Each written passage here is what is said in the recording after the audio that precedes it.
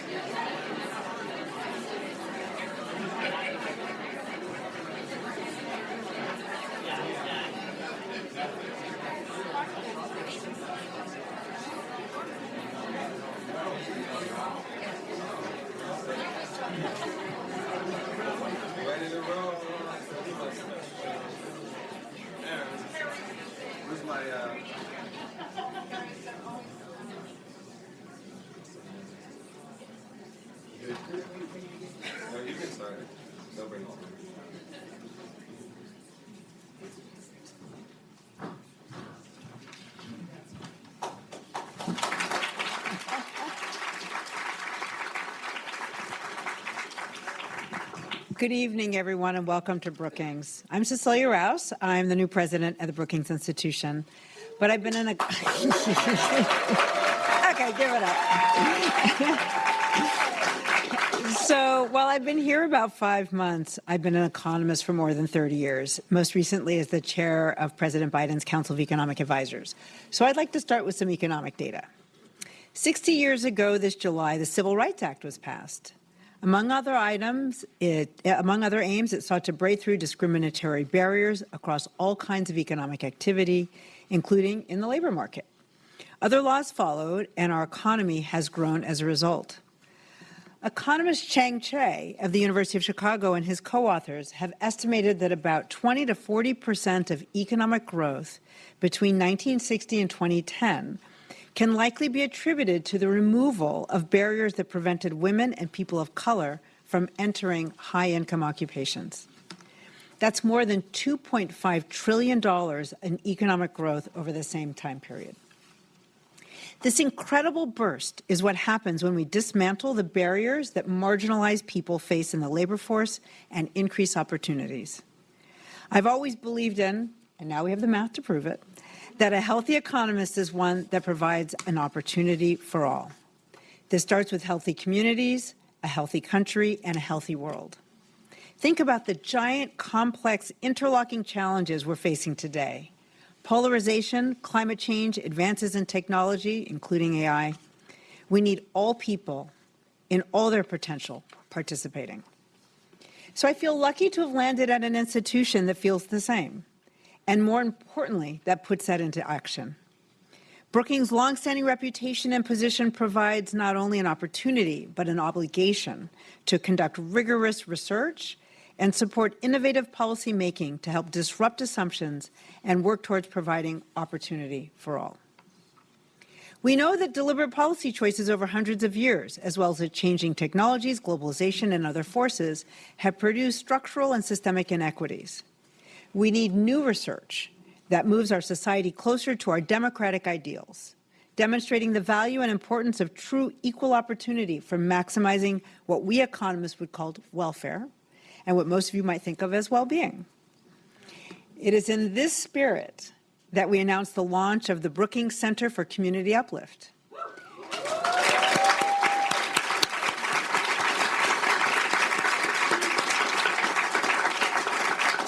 This center will bring together scholars to produce cutting-edge research that advances policies that drive across greater economic activity and security, increase well-being for individuals, their families, and their communities.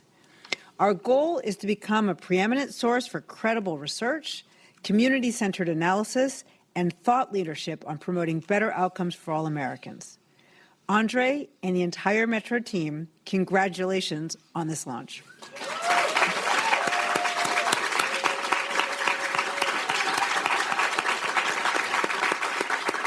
I'm also so very grateful to our donors for their support.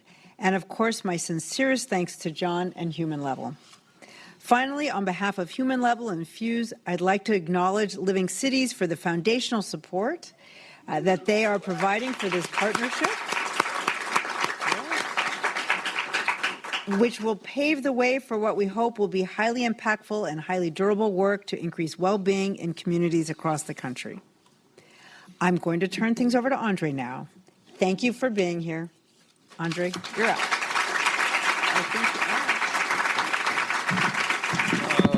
Okay.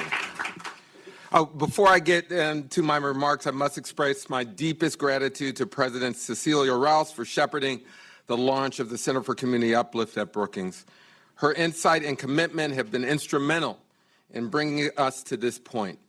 The inception of CCU has been years in the making. The launch is a testament to the passion and persistence of all involved. Thank you very much. Now, you can give that a round of applause. Now, when asked to be the opening act for John Legend, I was told, whatever you do, don't start the conversation with a scatter plot. Here's a scatter plot illustrating the correlation between well-being of Black and white individuals in cities nationwide. Well-being comprises the social, economic, and political factors that influence how we answer the question, how are you doing? What this chart shows is that Black well-being, which is on the horizontal line, is positively correlated with white well-being, which is represented on the vertical line. It shows as the well-being of Black people improves, so does their white counterparts. Further, it reveals their outcomes are not at odds. While it may be hard to start a conversation with a scatter plot, It's much harder to make the statement in a racially fractured political environment that supporting one group's upliftment does not come at the expense of another.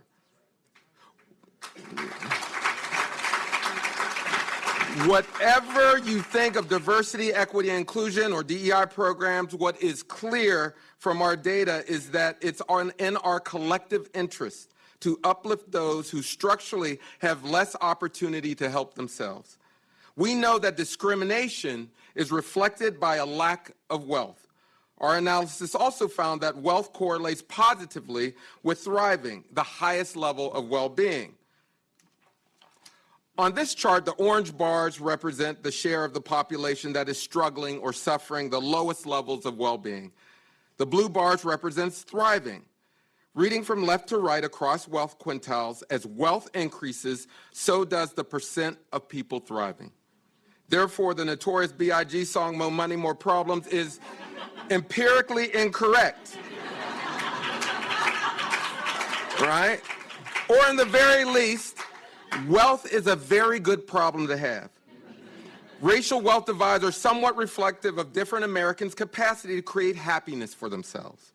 The latest 2022 wealth figures show median wealth at $45,000 for Black households, $62,000 for Latinos, $285,000 for whites, and $536,000 for Asian American households.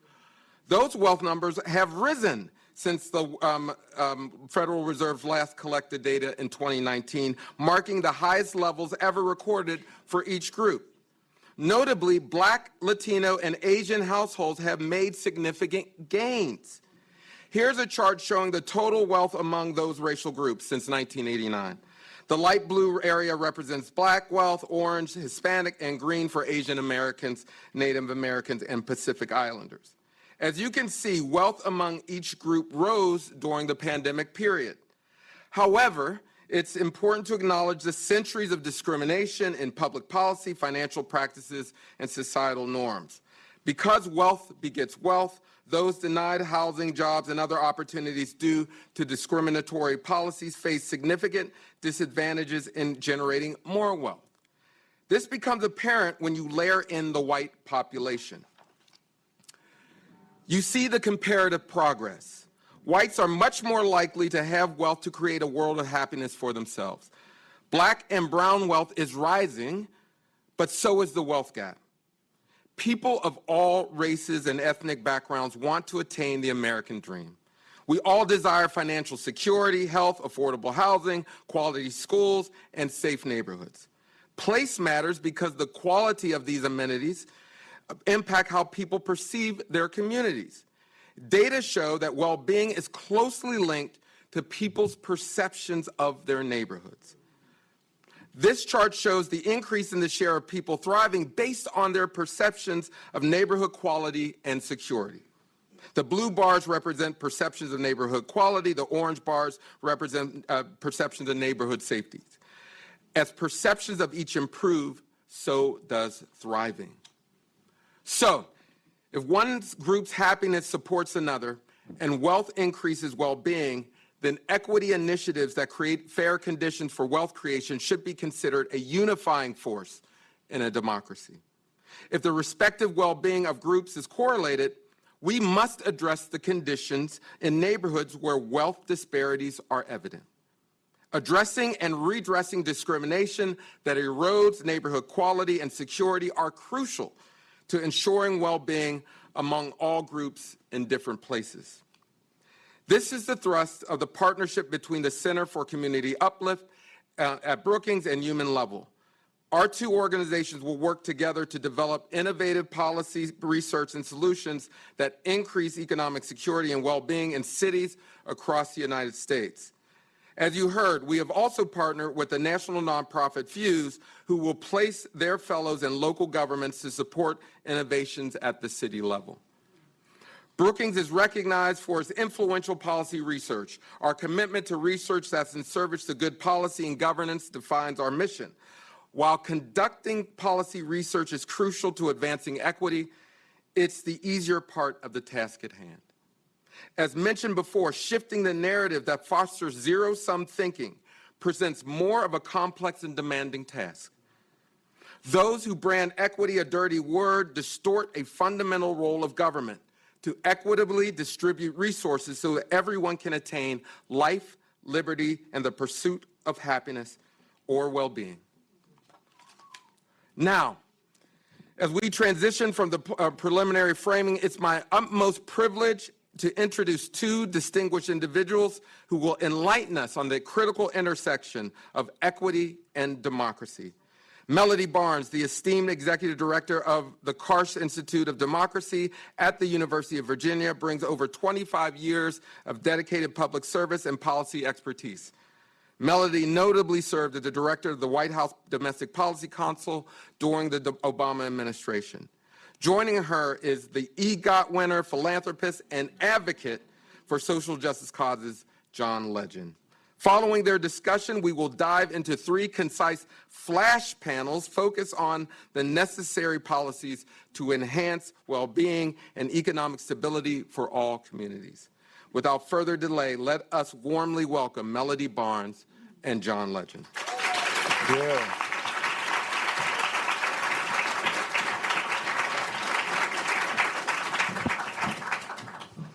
Thank you. How's everybody? Thank you, Andre, Dr. Perry. Thank you to our new president, President Rouse. It's so good to be here at the Brookings Institution. Thank you for hosting us here. We're going to have a really wonderful conversation throughout this evening. We have some really powerful minds who are doing some incredible work all across the country. And I also want to thank our partners at Fuse Corps. James is here. We have Living Cities here. And of course, to the Brookings Institution for your continuous support and brain power and collaboration. Let me tell you a little bit about HUMANLEVEL. We founded HUMANLEVEL to partner with organizations like Brookings and Fuse Corps so that together we could work right in the heart of our communities. Our work is local government. We work in local government with the mayors, the city councils. We place fellows in those communities to do the work that's very close to the community and responsive to the needs of the community. We want to build direct work programs, develop policies supported by solid data and research, and engage the public with stories. We want to tell stories about what's happening. So not only do we want to do the work and make the change that is necessary in those communities, but we want to go out and tell the country what's happening so that we can learn from each other, share stories, share what's working, and make that happen throughout the country. And together, I really believe that we can tackle this challenge of restoring faith in our institutions, restoring faith in our democracy, when there are people who are trying to erode democracy and make democracies seem like it's unnecessary and in the way of progress. We want to make sure people understand that it's necessary for progress and that the best way for us to accomplish big things together is to do them together as a society, as a community, as a democracy. And you know, as we look toward the 24 election, conversations naturally gravitate towards how our cities, towns, and counties are faring, what investments have been made, how these efforts align with the needs of our communities. And over these past unprecedented years, countless individuals have risen to the occasion. They've pushed for change and for betterment, and we've seen results. And today, building on what Dr. Perry highlighted, we need to focus on what's working. How do we further invest in those successes, invest in well-being, invest in human flourishing? How do we enhance our cooperation, deepen our understanding of how interconnected we are? This conversation is not about simply complaining about what's not working. We want to make sure we elevate and highlight what's working and then learn from each other so we can make it work all around the country. But it's also about being hopeful, because hope has to be the fuel for us doing the work. Hope is not just pie in the sky. It's not just blind faith. It's something that fuels our work, because if we have hope that we can actually make a difference, it makes us want to go out there and do the work. And we believe that we can make our cities more equitable, we can promote well-being in our communities, and we can do this by working together. And I'm especially excited that I get to have this conversation with the great Melody Barnes today. We've gotten to speak before we came out here when she was telling me about the work that she's doing at the Karsh Institute of Democracy at the University of Virginia. Melody, we're so grateful to have your perspective here. You've been at the forefront of many of the themes that we are exploring tonight, and you've been thinking about how we can strengthen our democracy. And, you know, I think it's been an acute issue that it was very salient at your university due to some of the incidents that have happened around the university in the past few years, and due to what's been going on in the country, there's been this impetus for us to think really seriously about what democracy means and how we can promote democracy here in the United States. And so we're excited to have you here to help us think about that. So let's get it going. Let's talk about it. Well, and I think I would like, well, first of all, I want to thank you so much. I want to thank all of you all for being here. This is such a wonderful moment, and congratulations to you, Andre, and to Cece, and to everyone at Brookings. And thank you. John, there are so many things that you could be doing with your time. But you have chosen to do this work. I do have shows at the Wolf Trap the next 3 days.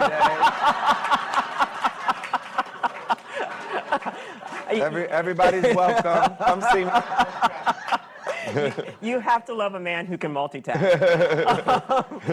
But I want to start out, I just want to ask you a question. Tell us more about what inspired you to start this work. Well, I was inspired because, well, let me rewind a little bit. So I've been involved philanthropically for quite a while. And when I was 15 years old, I was in high school, and there was an essay competition sponsored by McDonald's for Black History Month, and the prompt was, how do you plan to make Black history? And I told them I was going to become a successful artist, and I was going to use my success to give back to my community. And so I've had that vision for myself of who I wanted to be and what I wanted to do in the world since I was a teenager. And so I'm truly living my dream, living my purpose right now. And this is what I wanted to do for a long time. I was inspired by artists who were activists, but also by activists. And so I would read about them and learn about them and see them as models for the kind of person I wanted to be in the world. Nice. And so I've been trying to figure out ways to live out that purpose since then. But as I've gotten older, I've been more intentional. I've been more organized in figuring out, here's how I want to get involved, getting experts, getting activists, organizers into my life so I can listen to them and learn from them and figure out what can we do together to actually make our world better, our country better, our communities better. And so a lot of the work has been around thinking about mass incarceration. How do we make our criminal justice system more fair? I had a lot of family who's impacted by the system, and I've seen in our communities how destructive our mass incarceration system has been on our communities. And I wanted to find a way for us to fight against that. But the more I got into it, I wanted to always couple that conversation about divesting from these destructive, punitive systems with investing in systems that actually lead to human flourishing and making lives better. And while we spend so much energy thinking about national politics and national policy, and we need federal funding for a lot of the things we want to get done, and that's where the money is. Just like the bank robber said, that's where the money is. So a lot of the money is there, but a lot of the implementation of policy and a lot of these conversations that actually decide how that money gets spent in the cities and the communities is done on the local and community level. And we founded HUMANLEVEL because we wanted to make sure that the community was actually being heard in the conversations where priorities are being set and funding decisions are being made and implementation.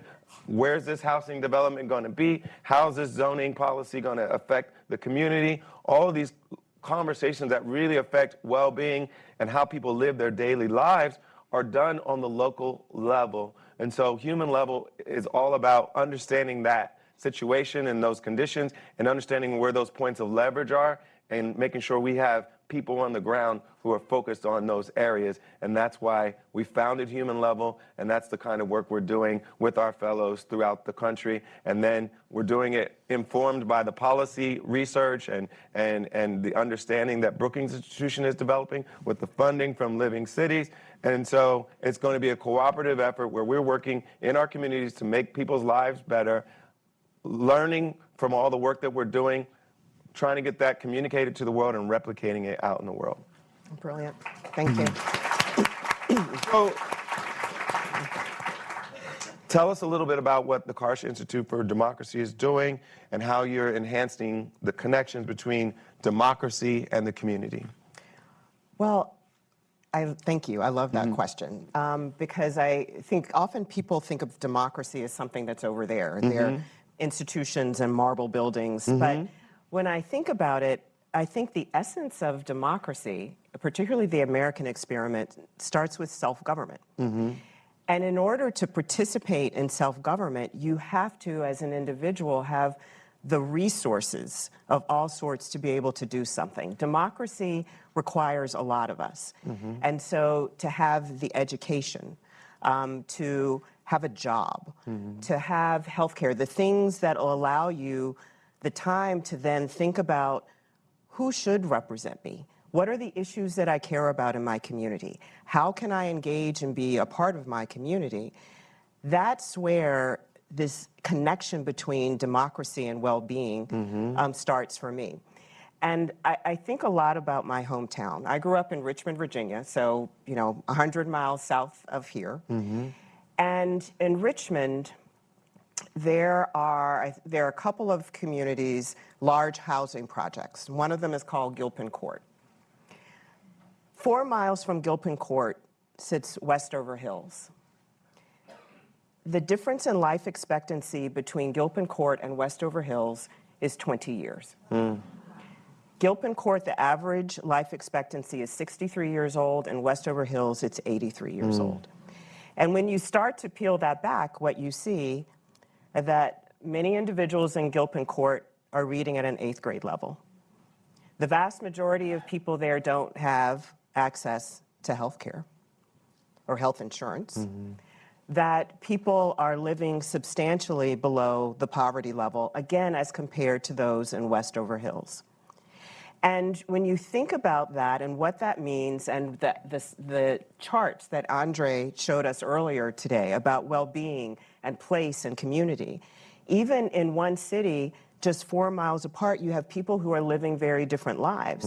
And as a result, engaging in democracy, thinking about voting, thinking about participation, believing that democracy can work for them in very, very different ways. And when you spread that across the country, I think what we see is that when you're having those kinds of challenges, isolation, anger, frustration, toss democracy over your shoulder, I don't believe that it can work for me. Because they don't feel like it's working for them now, and it's been a similar story no matter who's been president or who's been in control of Congress. And people have been talking a lot about the black vote during this election. And a lot of times it is that sense of, well, neither party has been working for me. And this story of the wealth gap, this story of the life expectancy gap, this story of the serious gaps that we've seen has changed very little no matter who's been president. Right, you're exactly right. And sometimes it's a matter of it hasn't trickled down to people.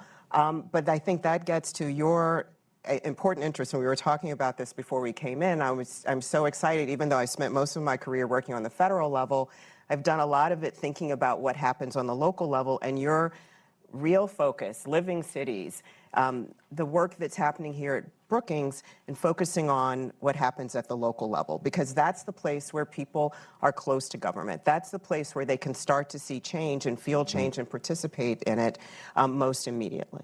Yeah, and we've been thinking a lot about what that means for democracy, because if you feel like you can influence the outcome, if you feel powerful, Stacey Abrams talks about this a lot, that people want to feel like their vote is meaningful and that they have impact on what's happening. And if they feel like no matter who I vote for, it's not going to matter, then it's hard to convince them to go out and vote. But one of the most powerful tools for democracy is the belief that democracy can work for you. And I think a lot of how we do that is locally, because people can see direct effects of them going to a city council meeting and speaking up on behalf of a housing development, or speaking up on making sure that a community center or whatever they need in their community is where it needs to be, makes them feel like they can have an impact. And my little secret is, on local politics, you can have an outsized impact because a lot of folks aren't paying attention. So, like, if you're the one that goes down to city council, you can be loud and make sure your voice is heard, and, like, you can have an outsized impact on what happens. And so if people realize that they can actually influence the outcome in their communities more, then they'll believe that democracy is meaningful and that who's representing them matters, and they'll pay more attention to who they elect to those seats. Now, talking a little bit more about well-being, can we talk about some success? Some initiatives you've seen in communities that really contribute to well-being? Yeah, I can. And one, I think about some of the work that we're doing in Charlottesville. At the Karsh Institute, the Equity Center is a part of the Karsh Institute of Democracy. We launched it about 5 years ago. One, there is a shared governance model with local residents, with public housing residents and other leaders, local leaders in the community. And some of the things that we've been focusing on, one, and I was talking about this before the program with someone, is gathering data so that people can make better and smarter decisions along with elected representatives. We have been able to do significant work with regard to affordable housing, alongside with the university. Also focus on education. We've built out a program called Star Hill Pathways that ensures that students starting in middle school are able to have access to additional resources, wraparound programs, and to see the possibility of what the pathways to education and employment might be for them. We are now working with a couple of hundred young people. In a couple of years, we'll be working with about 500 or 600 young people, with the goal of making sure that they're prepared to attend the University of Virginia or a peer institution. So we're doing that work. We've also started doing work focused on gun violence. I mean, that's been a significant issue in so many of our communities, including Charlottesville, including the murder of the 3 football players about a year and a half ago. And the health center, UVA Health Center, the Karsh Institute, the Batten School, the Equity Center, along with local law enforcement, K-12, public school systems, nonprofit organizations have come together. We're now focused on the data that's allowing us to make better and smarter decisions, something that is not possible in the same way on the federal level because of federal policy, and to start to build policy solutions and practice changes that help us to address the gun violence challenges, with the hope that we can also share that with other communities. And you used to work in the federal government, you used to work with the White House. How do you see that interplay between what's happening on the federal level and then state and local? Yeah. You know, you think about the Jefferson-Hamilton feud. I mean, it's like, it's Hamilton Project, right? So, you know, it's federal, federal, federal, or it's local, local, local. And I believe that it has to be a both and. Federal government allows you to have scale. There's significant resources. But also on the local level, as we were both saying, that's a place where the rubber hits the road for people in a significant way. And in the ability to bring, to think about the collaboration and coordination there of the federal, state, and local government being able to work together. So, for example, work that, you know, CC and I worked on, we're in the White House, and the focus on local solutions and building out pathways to local solutions.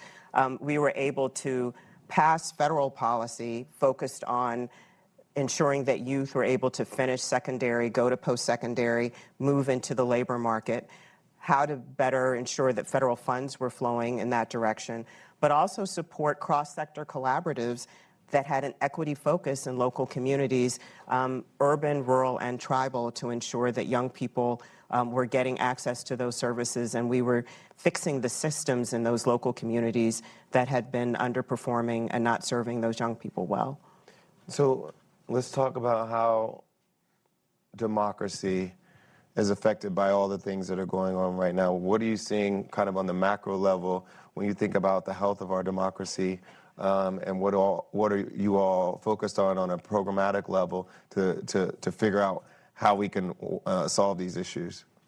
Well, there are a number of different ways that we're doing that. I mean, at the Karsh Institute, we focus a lot on participation, and that's the way that individuals can actively participate in their government, but also how institutions better function. And the Weldon Cooper Center that's part of the Karsh Institute works actively with people on the state and local level. So goes into communities. I don't know if there's anyone here from Virginia Beach, for example. Virginia Beach just took up a large initiative to focus on their voting practices in that community, and they needed to reform the voting practices there in response to local need. What do you mean when you say voting practices? How citizens were better able to come to the polls, their access to the polls, so that more citizens in that locality would be better able to come to vote, to get the information that they needed so that they could better participate. They called on the Weldon Cooper Center to go through a process with them to help reform what was happening in the beach area. Legislation has been offered, and they are working through that. That's something that we were able to do working with local leaders there in response to citizen need there. Also working with local leaders elected and appointed so that they've got, I mean, we've all seen the scenes of what school boards are looking like these days. We've all seen the scenes of what city councils can look like. You know, they're the capacities and competencies of democracy and just how people can better do their jobs that we're working on with them to help them do it better. And related to that, also a focus on local journalism. You know, I think we all can agree local journalism is in trouble. And the way that we receive our information in our cities and in our towns is absolutely critical. That's another area that's a big focus for us. That's rough, because I mean, the newspapers are disappearing. Right, exactly. Yeah. I mean, you were talking about narrative change. Yeah. I mean, how are people hearing the messages and getting information and getting the data that they need? Yeah, and I think so much of social media is nationalized or globalized content. So where are they even able to learn about what's actually happening? Like just kind of a table setting understanding of what's happening in their community. You're exactly right. We have a couple of professors at UVA in our politics department that did a lot of work around the governor's election in 2021. So it was election right after 2020. And what they saw was people were going to the polls, they were having their personal experience, and they would respond, yes, the polls are working well. I feel like my vote is being counted. I have a well-functioning election system. And at the same time, despite their own experience, because of the messages that they were receiving nationally, to your point, they're like, but there's fraud and it's all rigged. It's like, you know, I can't believe my own, you know, are believing me or believe your lying eyes. Yes. And that's part of the challenge with people living in silos, getting media in silos, and not getting access to information that affirms what's actually happening on the ground. And then you have gerrymandering, you have all these forces that are that disconnect people from the sense of the democracy being responsive, and then at the same time you don't have quality reporting to hold state officials accountable, local officials accountable. So you have this cycle of people feeling alienated from their democracy. And so that's kind of the countervailing force against, all the work you're doing to make it easier for them to vote. They still have to still feel motivated to go out and vote and feel like it means something to do it. Right. That it's actually going to work for me. That my vote will be counted. That the system will work effectively. That I can actually see change take place. Yeah, and our theory is that a lot of that needs to happen on the local and community level so that people can directly see the impact of their engagement in the democratic process. When you talk to people about that, do you hear people respond to the idea that change is possible on the local level? I think it makes sense to people. I think it does. And I really believe that we have to prove it, though. We have to continue to prove it. And I think that's what a lot of this work is about, is going out there and proving to people, hey, we can make a difference locally. And it's going to be federal funds, it's going to be federal tax incentives a lot of times that make it possible to make those things happen. But it's got to be implemented in the right way on the local level. And everybody in our communities can have influence on that if we engage them. So let's talk for a second about young people, because you're at the university and these young people are newly voting, the undergrads are, and what do you see are some of the challenges dealing with young people and getting them engaged in democracy? Well, it's really interesting. Often people will say to me, oh, young people don't care. And that, to me, is absolutely 100% wrong. What I have observed are young people that care very passionately about a range of issues, whether it's education or justice or juvenile justice or the justice system or climate, pick your issue. They may not necessarily, however, connect that to democracy. And I think one of the things that we have to do that's so important, and this goes right back to what you were just saying, is show that institutions can be responsive, and your participation is absolutely required to make them more responsive. So we're seeing quite a bit of that, and trying to connect those dots for young people. The other thing I see, not necessarily with students who are matriculating at the University of Virginia or other universities I come in contact with, but young people who have been disconnected from so many systems, young people that quite frankly, and we were talking about it earlier, people would throw away. And in one case, I met a young man who literally was found in the trash. Oh, my Lord.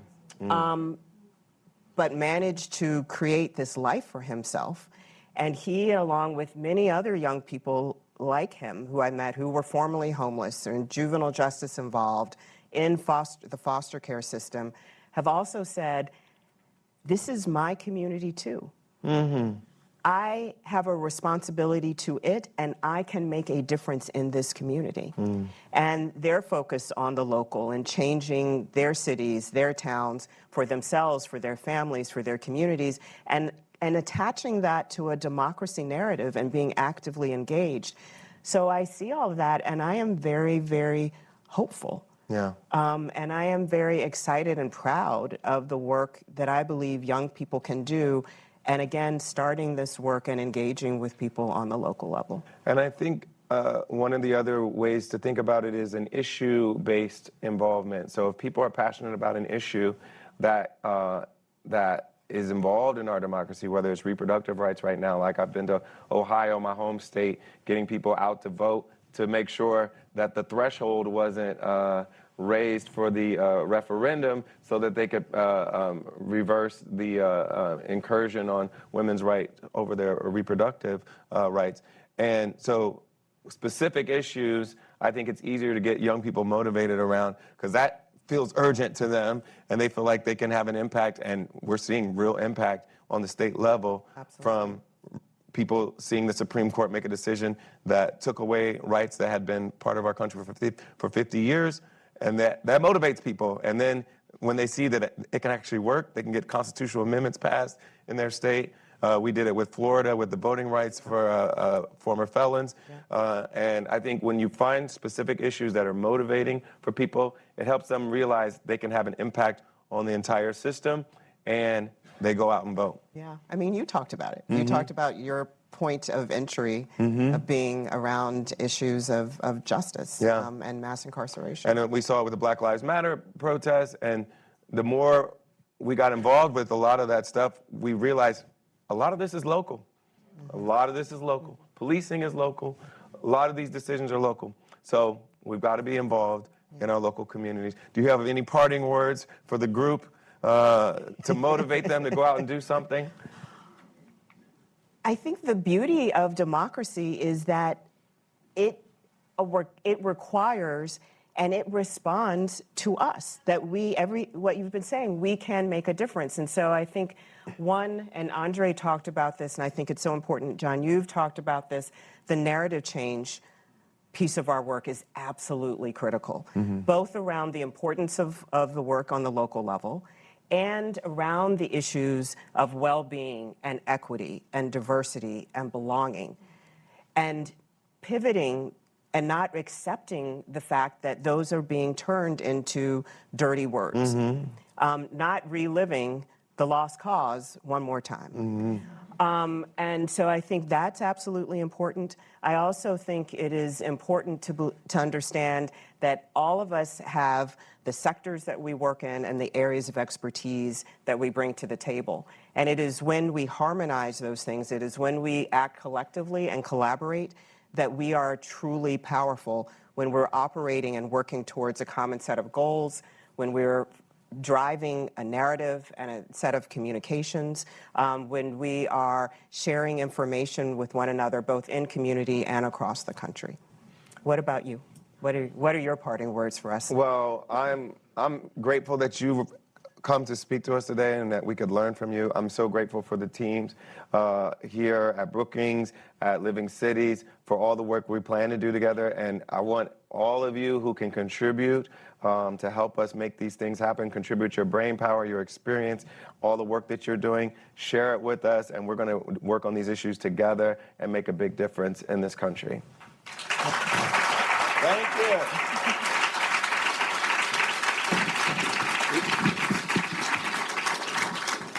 I appreciate Melody and John for sharing their profound insights, laying the foundation for further dialogue. It's now time to commence our flash panels, which will offer succinct and targeted discussions on key subjects vital to the advancement of equity. Look to your neighbor and say short and sweet.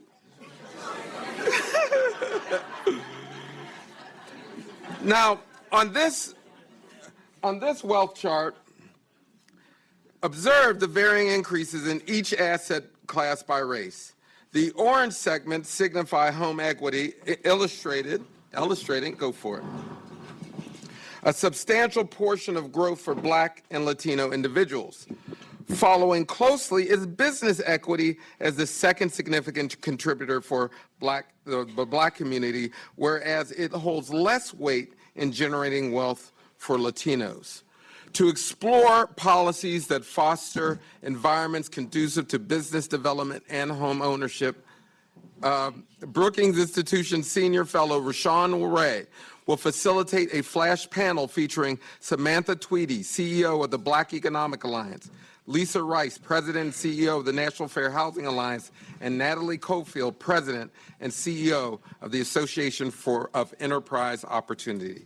Please help me welcome Rashawn, Lisa, and Natalie. All right, thank you so much, Andre. It is great to be with everyone this evening. Just give it up again for what's happening here at Brookings, HUMANLEVEL, everything that is happening here, and also for the panelists that I'm with. Did you all realize these are 3 Black women CEOs? Y'all give it up for them.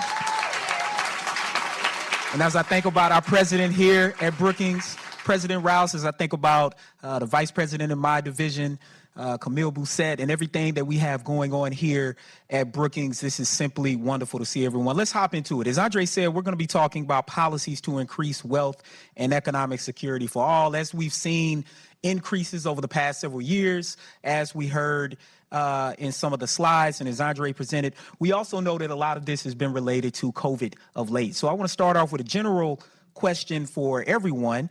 And Lisa, I think I'll start with you.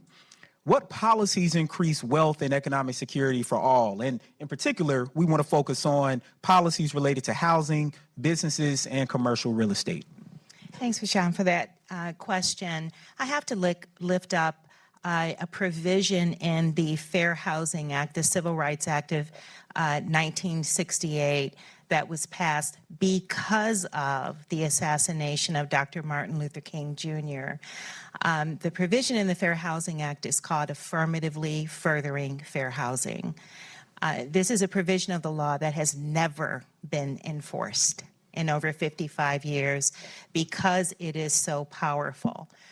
The affirmatively furthering fair housing provision basically says any entity, a unit of government, a corporation, doesn't matter, any entity that receives any federal funds for a housing or community development purpose must implement not only those funds, but all of their programs in a way that affirmatively furthers fair housing. And what does that mean? Well, Melody Barnes gave us a great example of affirmatively furthering fair housing when she compared two communities in Richmond. We took John through that exercise this morning, looking and comparing wards 8, which is in Anacostia, predominantly Black, low income, wards 3 and wards 1. Wards 1 is basically the Adams Morgan area. Ward 3, very affluent on the west side of Washington, D.C. Ward 8 has a plethora, in fact, a disproportionate amount of affordable housing units. It's got a disproportionate amount of homeless shelters. It is where the food desert is. It's the water desert up until 2017, digital desert. It's all the credit deserts. It's all the deserts, right? The lack of disinvestment and suffering from severe impacts of redlining and discrimination. Whereas Ward 3, very affluent, has benefited from multitudinous investments by the city over the decades. And we looked at the differences in outcomes for people living in those two wards. So for example, people living in Ward 8 report twice the level of asthma as do people who live in Ward 3.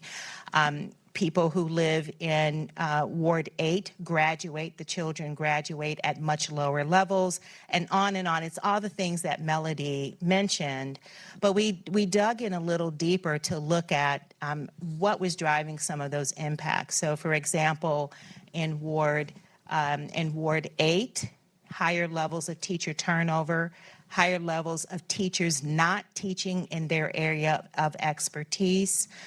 You have lower tree canopies, a less amount of green space in Ward 8. Full-time primary care professionals, doctors, physician's assistants, 50 in Ward 8, 100 in Ward 3. Right, so it's just, you just take the list down and you can see how where you live impacts almost everything about your life. It drives all kinds of outcomes. And so affirmatively furthering fair housing says to jurisdictions, you receive federal funds, you have to look at that litany of disparities and take corrective actions to make sure that everybody has equitable and fair housing and fair opportunities. Yeah, I mean, it's just a great way to frame Washington, D.C. And of course, we could go back nearly 80 to 100 years and actually see some of those same disparities due to redlining and other practices. Natalie, I want to come to you and ask you the same questions about the policies that actually increase wealth and economic security for all. Absolutely. Well, first off, good evening to all. Natalie Cofield, President and CEO of the Association for Enterprise Opportunity, the voice for America's small and micro businesses. I want to focus on policies that are making an impact today because that's part of the purpose and goal of our conversation. Number one, we know that there have been more Black millionaires created through the 8A program than any other federal program in the history of the United States of America. You can go ahead and clap for that.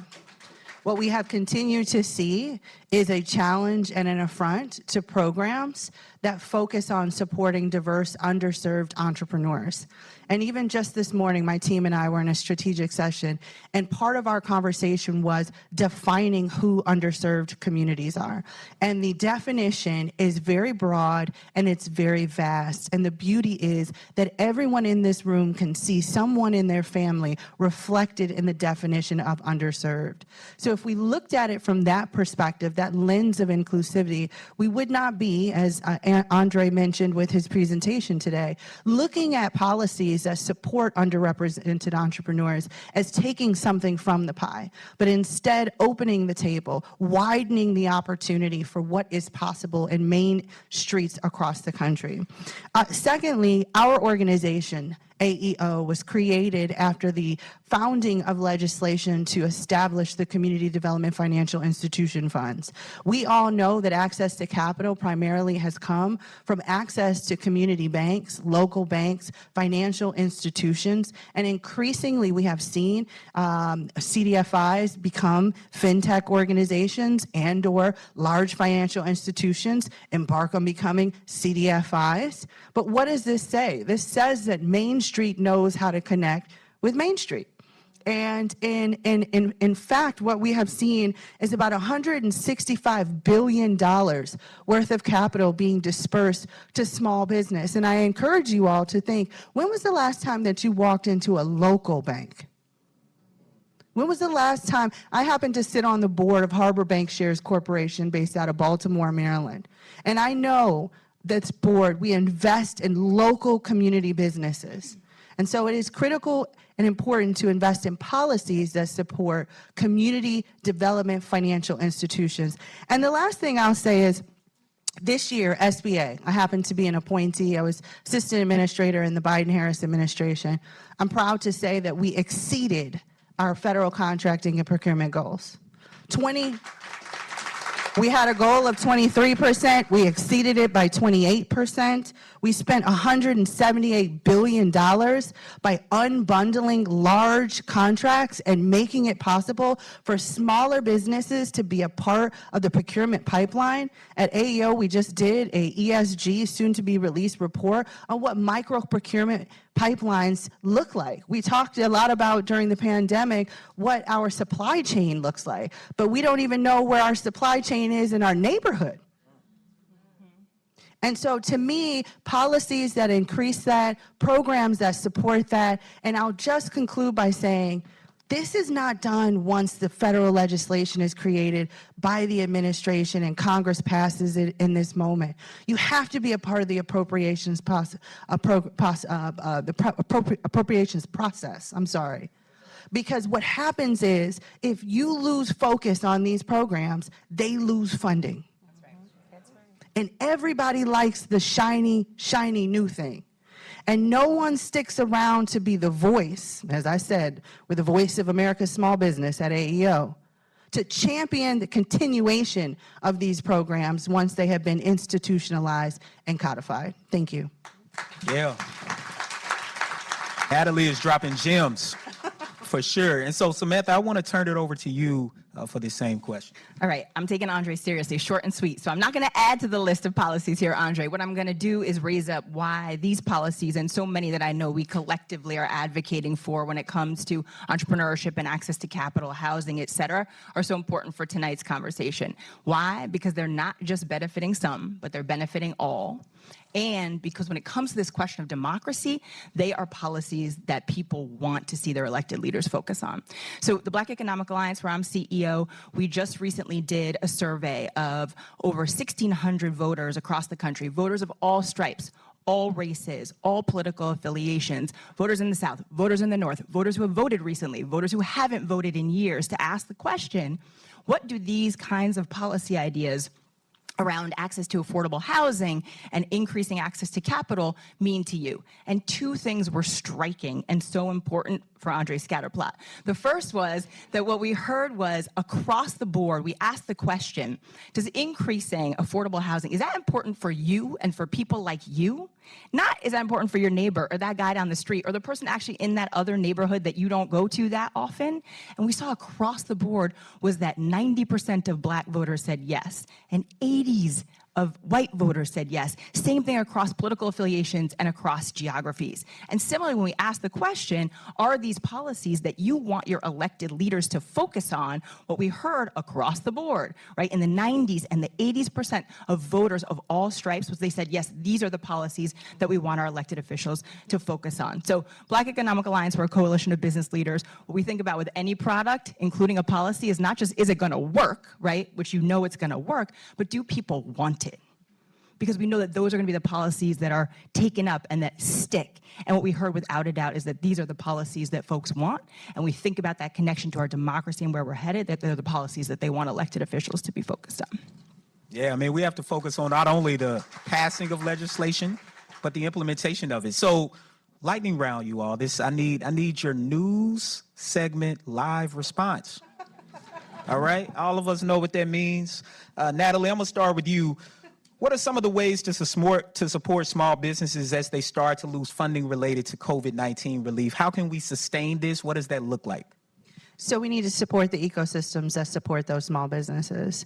We put out $1.2 trillion to support America's small businesses, the organizations that support them.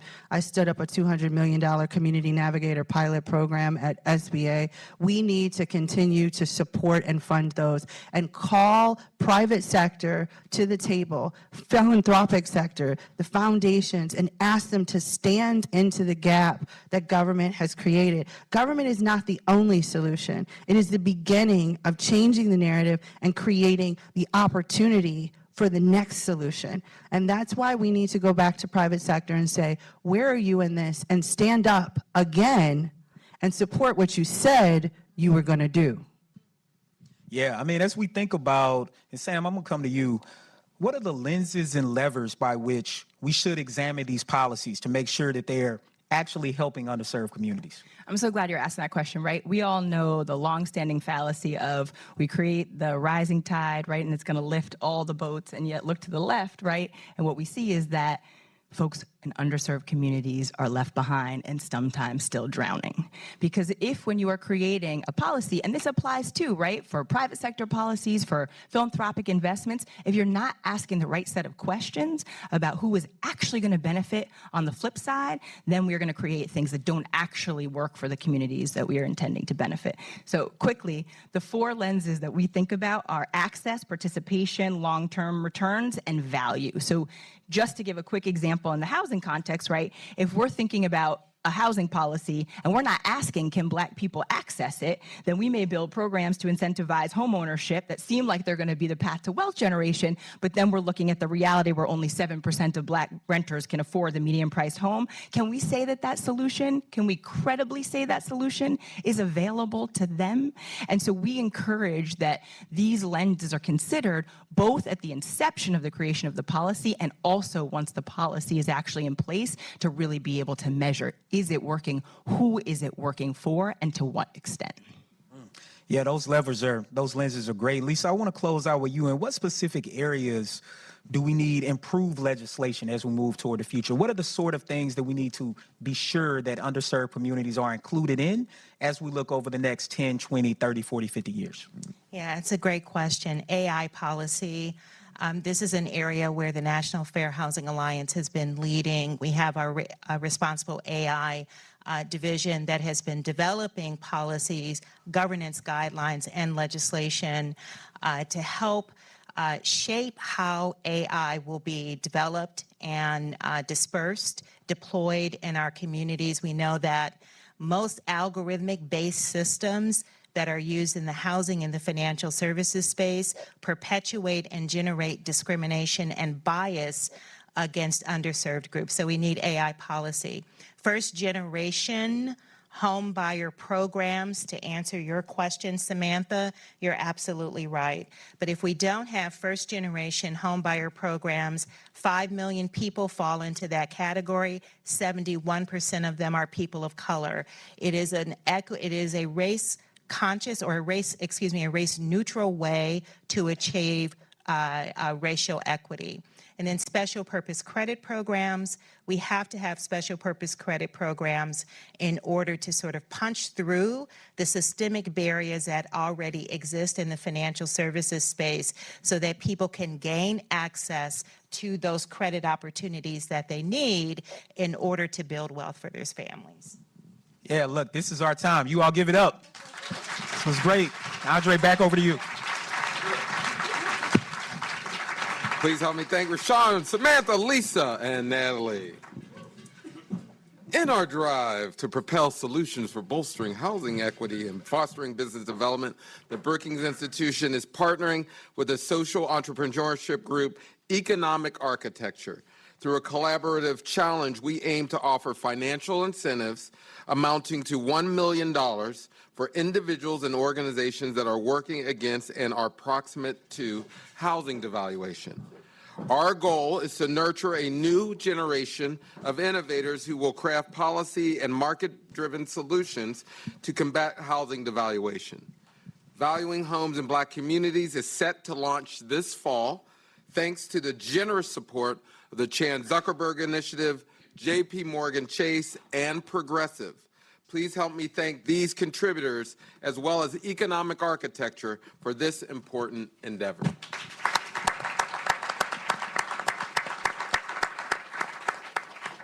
Because of past anti-Black discrimination, it's reflective to compare Black and white outcomes. Certainly, because of the country's history, Black people's thriving is a measure of the health of our democracy. However, Black-white framing often fosters a discourse centered around disparity and/or fixing Black people, which distracts us from addressing the underlying structures and policies needed to ensure that all Americans can prosper. A focus on ensuring that every family from every racial groups can thrive forces us to develop research that accentuates the positive outcomes of our interconnectedness. Policymakers also need the evidence of barriers to well-being and economic security across racial and geographic lines. To discuss these critical issues, Brookings Fellow Belinda Archibong will guide a panel discussion featuring Rob Maxim, Brookings Fellow, Stacey Hawkins, Professor of Law at Rutgers Law School, and Jonathan Rothwell, Principal Economist at Gallup and Senior Non-Resident Fellow at Brookings. Please join me in welcoming them.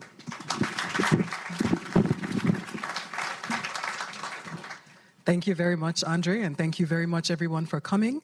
So again, we will be within time. Yeah, we'll try and be fitting. Okay, I was about to say we can go.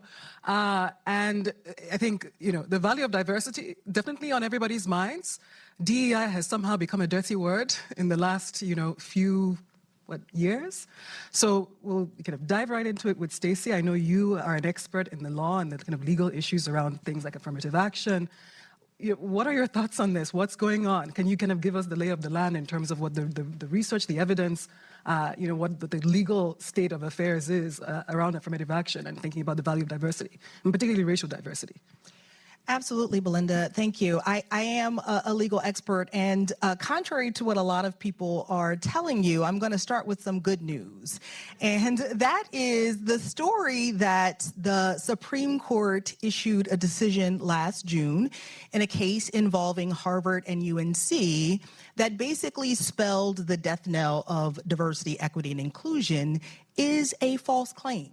It is simply false. And even when we talk about this case representing the end of quote unquote affirmative action, people are defining affirmative action very broadly in that context. Really what they mean is any race-based action, regardless of what the end is.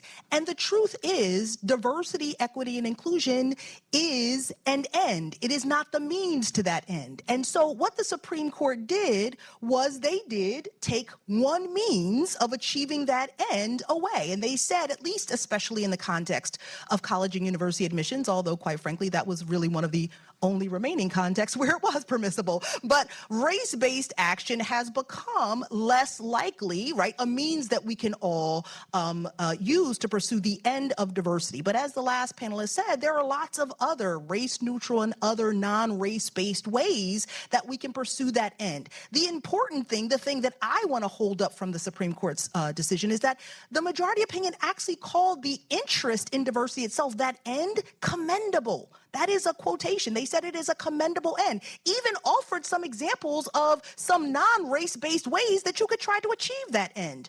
So it very much is a project that is alive and well, and we are capable of continuing to pursue that project. Two things I want to highlight from the decision, though. The Supreme Court did talk about the ways in which those two institutions tried to defend their pursuit of diversity. The Supreme Court in the first instance called their interest incomprehensible, and then they called it immeasurable. So as we move forward in trying to do this work, we have to understand that if we're going to more effectively defend our diversity efforts in the future, we're going to have to do a couple of things differently. The first thing that we're going to need to do differently is we're going to have some really analytically sound justifications, right, that create a compelling, as John Legend said, narrative about why, right, why we are pursuing diversity as an end. We have to start to marshal those arguments that are analytically sound, that are going to be compelling to the court in terms of why we are doing this work. And then the second thing is, with respect to immeasurability, we have to have robust empirical support, right, for how we're doing that. Why is it that we need this kind of diversity, racial diversity in particular? Why is that important? What is it that we have to amass in terms of the representation of various groups? And so those are the things that we really need to work on in order to effectively defend diversity. But it's still a project that the court said we are empowered to continue to pursue. We have to do it in different ways, but it absolutely is a project that we're going to continue to work towards. Thank you. So definitely talk more about the legal issues. I'm sure many people are very interested in this here. So you mentioned the measurements. So I'm going to talk to Jonathan about the measurement as the economist on our panel right now. So in terms of the kinds of measurements, that we should be looking for, that Stacey mentioned, to measure, racial diversity, and especially thinking about the point of diversity, right?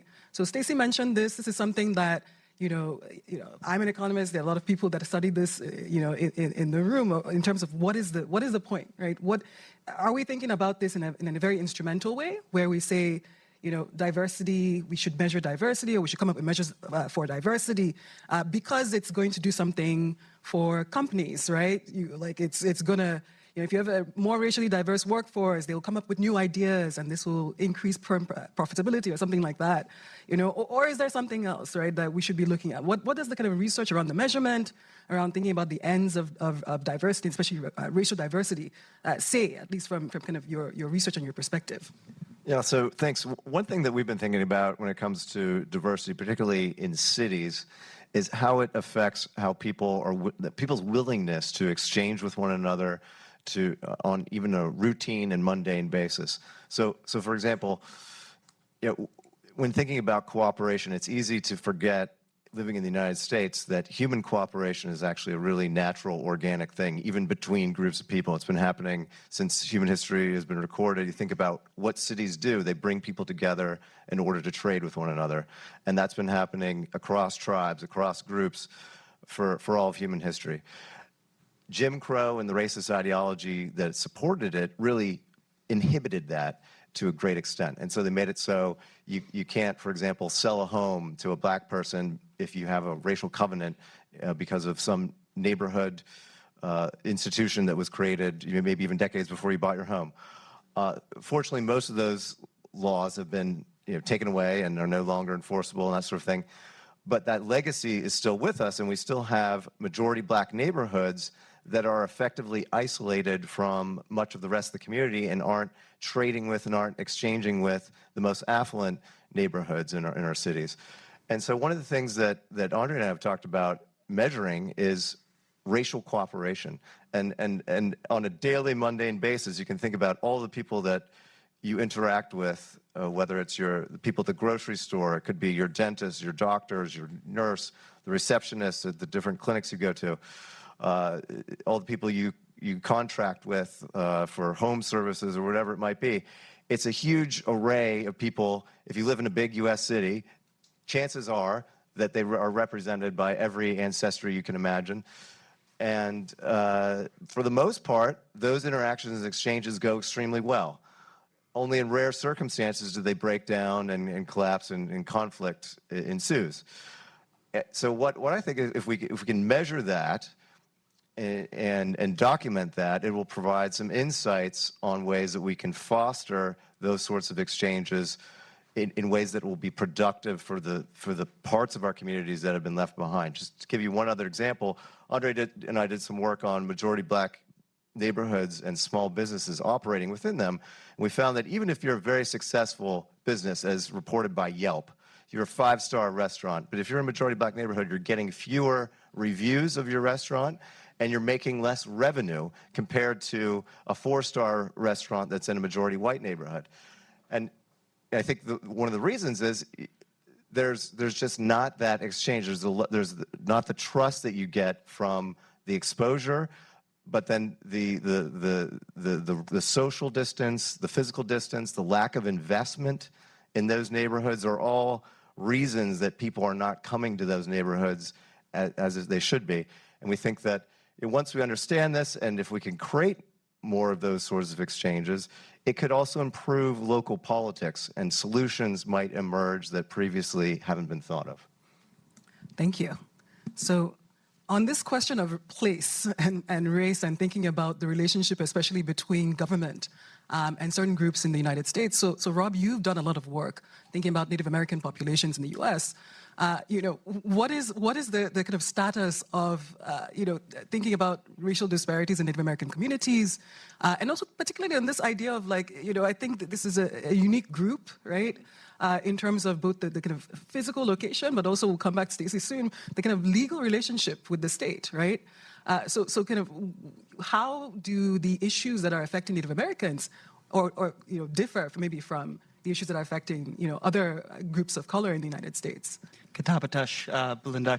Thank you, Belinda. And Kawini Wanongkwami. Good evening, everyone. It's great to be with you. Native folks, we have a lot of data challenges, but I think probably the biggest one is that we're so often not included at all. And I don't want to put Andre on blast here because I want him to invite me back to do research with him. But I don't know if you noticed in the opening presentation, the last and wealthiest category in the U.S. was Asian, Native American, and Pacific Islander. And so, what are the effects of that? Well, for Native folks, and I know that we at the center don't want to do, this type of deficit research, but when we're not including the data, it is so difficult to do anything but point out that we exist, that it becomes impossible in many ways to do the type of asset-based research we want to do. This comes back, I think, to what the National Congress of American Indians has called the asterisk nation problem. This idea that when you see data broken out by race under Native American, it's just so often an asterisk because the data is not available there. So for Native folks, how does this happen? I really think that there's 3 dynamics that play in here, and I think that there maybe is relevance for other small populations in the U.S. here that run into some of the same challenges. The first is we're a small group. We're 3% of the U.S. population. But in the 2020 census, there were 9.7 million American Indians and Alaskan Natives. For context, that is bigger than the population of the country of Austria. So we're small, but we don't, we're not non-existent. And so I think that's one factor. The second is, I think, for a lot of reservations and a lot of Native communities, they're still remote and they still have severe infrastructure access issues. So that affects not only data, but, it affects wealth. Not only are Native folks not, the wealthiest group in America, but Native folks living on reservations actually have the lowest levels of wealth in the United States. And then the third, and, I think that this is really important when it comes to the political discussion, we can come back to it. Anyone of any racial background can be indigenous. And what I mean by that is indigeneity and Native American identity, it's not based on race. It's based on, are you a citizen of a tribe, and are you descended from the original peoples of the Americas? And so in that regard, how that affects data is that in so many data sets, 75% or more of Native Americans are classified as another category. Often Latino, often the kind of dreaded 2 or more races. And so all of this, it all facilitates, these policy misunderstandings, which I think, when you have bad data or no data, it not only creates bad policy, but I think it perpetuates some really long-standing misunderstandings and stereotypes. Okay. Thank you. So I'm told we have about 2 minutes left. Oh, okay. So I'm going to do the lightning round, borrowed from Rashawn earlier, lightning round questions. So let's come back to the question that kind of opened up the panel. This idea that, diversity is good for everyone. It is welfare enhancing, to use econs, Cecilia's phrase earlier. Is this true? So I'm gonna throw this out to you guys. So starting with Stacey, very briefly. So this idea that it is actually, good when you have a more racially diverse workforce, more racially diverse neighborhoods, or is it the zero-sum game at work, right? Otherwise, why do people fight this idea so much? Why are the courts fighting this? People fighting this in courts if it's such a welfare-enhancing idea. So to be clear, there are a handful of people fighting this in courts, but the vast majority of the American people are actually on board with the idea that diversity, equity, and inclusion are a good thing. Maybe not the 6 justices on the Supreme Court, but the vast majority of the American people are. And there is a lot of data. There's a lot of data in the social sciences. There's a lot of data in the business management literature. There is economic data. There's a lot of data, but we do need to produce more data and better data. And we have to have data associated with individual enterprises and efforts that justify those for their own grounds, right? And so there are a lot of these challenges, like you said. I mean, the college and university admissions was one, but now we see employment challenges, we see small business administration challenges. All of those challenges are coming, and we really need the data across all of those contexts about the why and the how. Thank you. 30 seconds, Jonathan, Rob, what do we do? Where is the data? Tell us everything in 30 seconds. Well, let me start by saying a quote from Ratatouille, that not everyone can become a great artist, but a great artist can come from anywhere.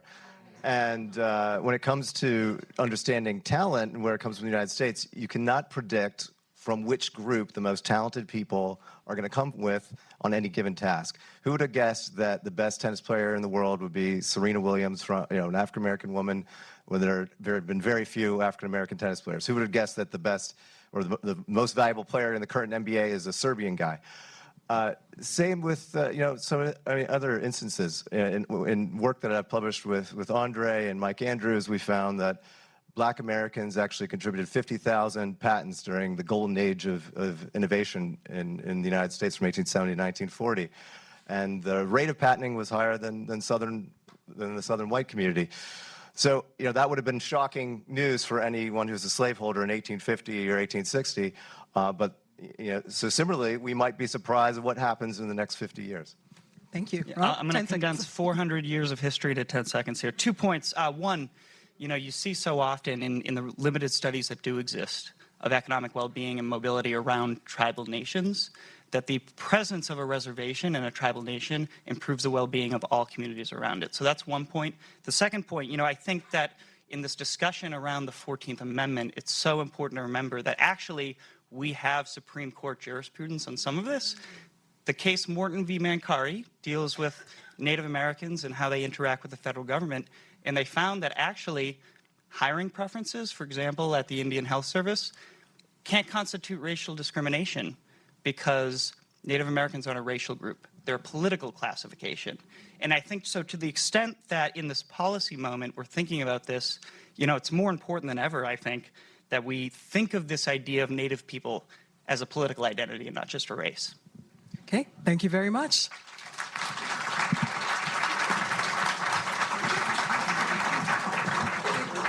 Thank you, Belinda, Rob, Stacey, and Jonathan. Now, in the 2022 Brookings report titled An Industrial Policy for Good Jobs, Harvard professor Danny Roderick emphasized the need for targeting programs addressing the creation of quality jobs and worker-friendly technologies. Roderick stated, in the absence of programs targeted specifically on the supply of good jobs and on technologies that are friendly to workers, labor market problems will continue, with significant costs to the social and political fabric of the nation.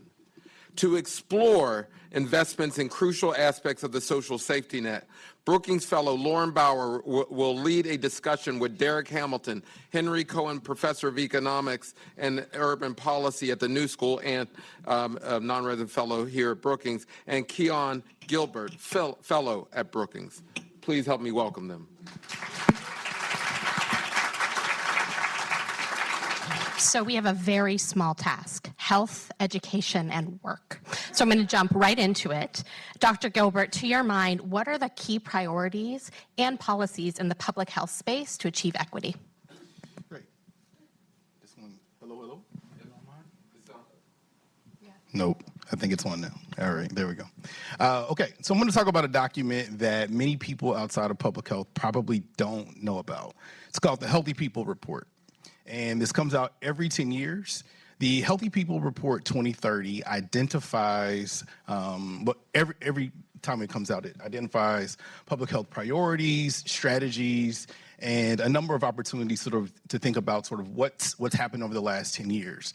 In the most recent Healthy People Report, Healthy People 2030, it identified well-being and health equity as a key priority, even identified a few ways to sort of think about how to measure and assess. So when we think about public health in general, we think about prevention, we think about promotion, we think about protection.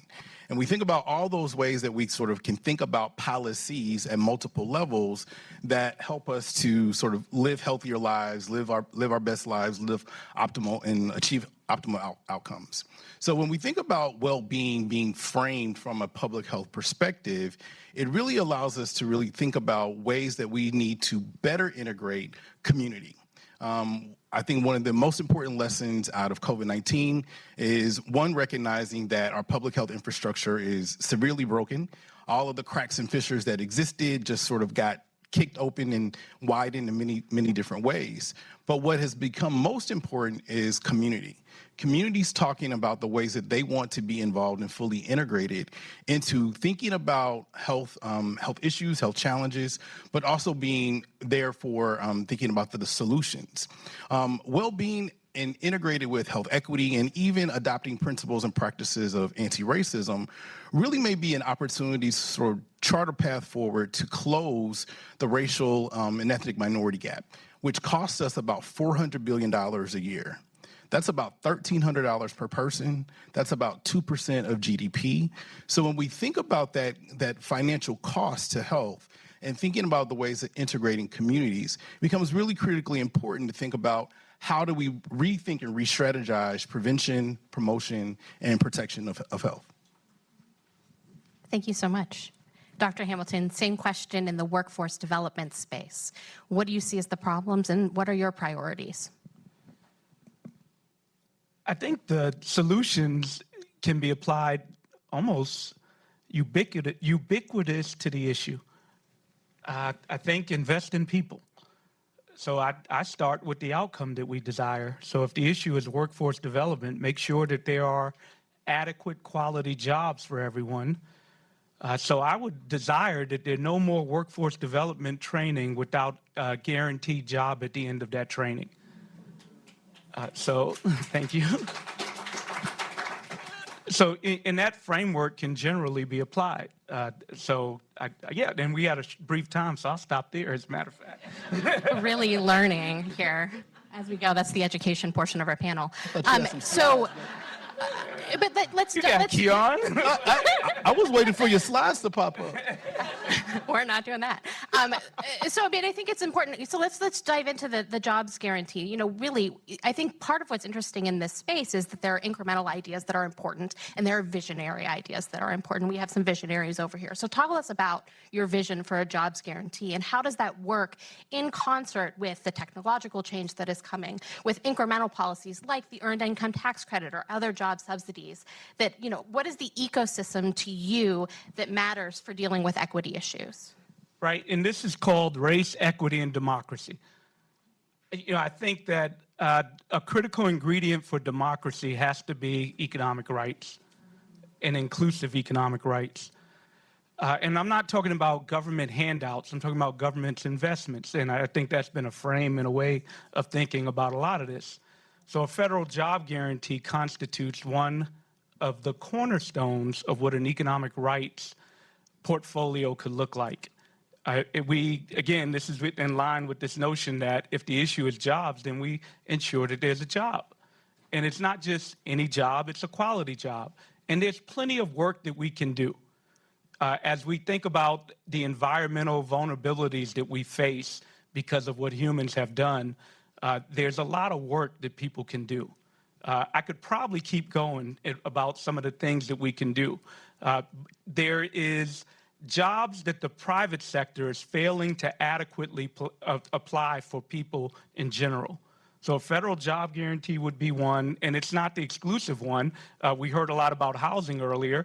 Well, the government has a fiduciary to ensure that everybody has a house. Doesn't ensure that, I'll stop, but because I know we got a short time. But the framework is that of inclusive economic rights, and how does it tie to democracy? How does it tie into race? Fascism breeds off of despair and inequality. So any endeavor that we do, we have to include three elements: politics, economics, and the ways in which people can be divided into those that are deserving and undeserving. So the way that capital can accumulate at the top is by offering a dominant political group relative status.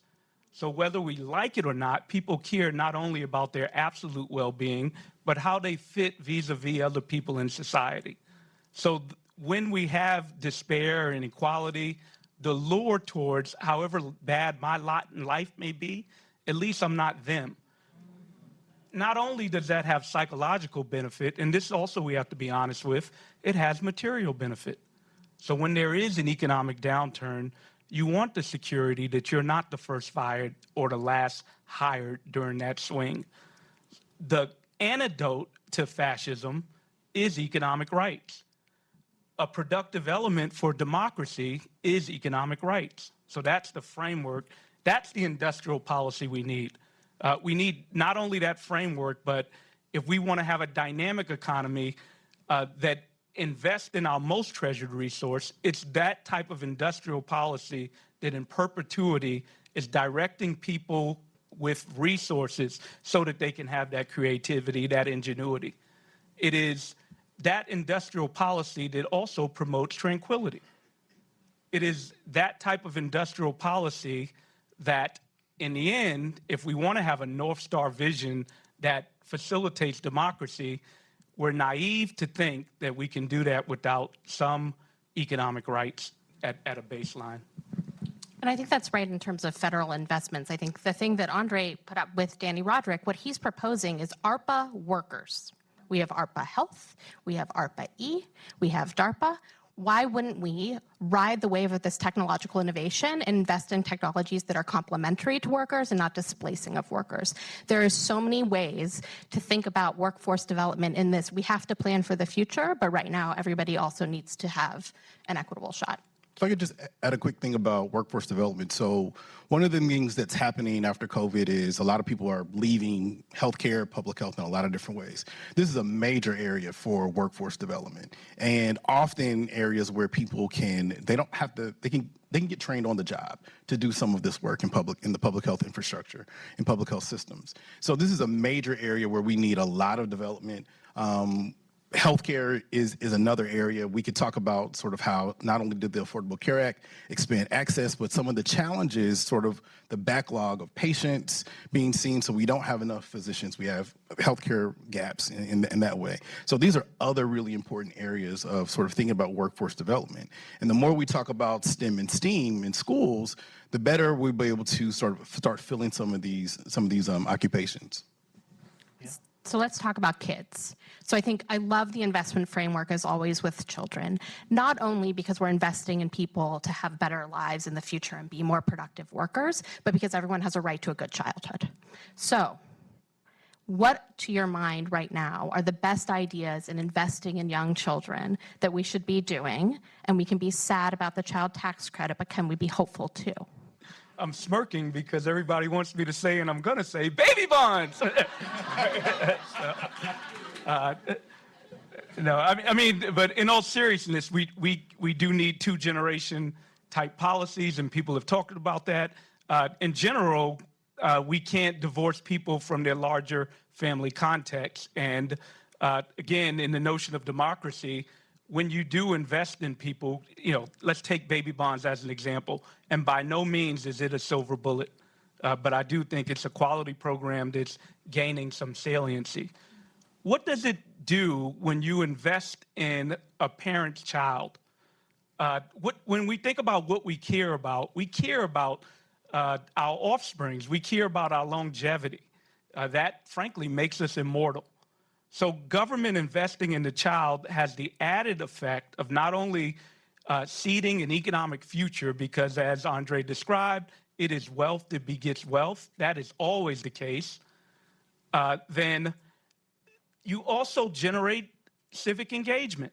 A parent might trust government. Right now, the ways in which we deal with poverty is we socially isolate them, we incarcerate them, we segregate them, and we control their reproduction. Change that relationship. If we start investing in people, investing in their children, that's how we promote civic engagement. That's how we promote democracy. Keon, you have the last word. What do you want to do for kids? So I'll just pick up where Derek left off in thinking about investing in the social capital in every community. So when we think about organizations, anchor institutions that exist, whether it's Black churches, community centers, a number of different other places, if we think about sort of that's a great place to meet kids and to offer opportunities for engagement and participation. I think those are wonderful ways for us to really sort of think about how do we change our community infrastructures, how do we improve public health, and really, as Derek mentioned, sort of really thinking about how does that promote civic engagement. Yeah. Can I get one more point real quick? You absolutely, Andre's looking at me, but I'm looking at you. Trust-based philanthropy has gained a lot of saliency, and it is right, but we need trust-based governance. We need to invest in people and get the hell out their way, poor people included.